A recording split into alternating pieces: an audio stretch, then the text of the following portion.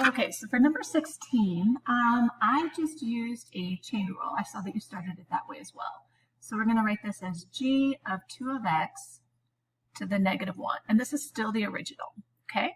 So our derivative is going to start with the power rule. We're going to bring the negative 1 down. The inside stays the same. And we subtract 1. Then we have to go back and do the derivative of the inside.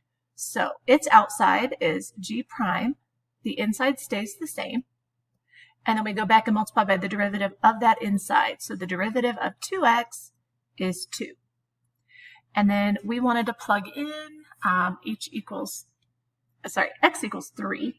So we get h prime of 3 is negative 1. We're going to do 1 over g of 6,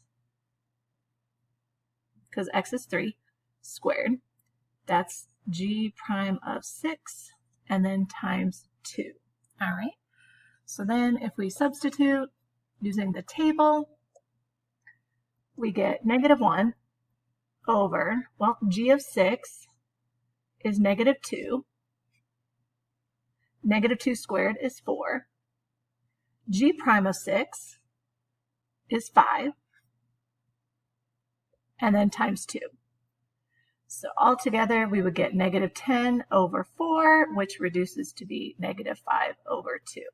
Okay, I tried to explain that in the comments, but I know sometimes it's a lot easier if I just talk you through it. All right.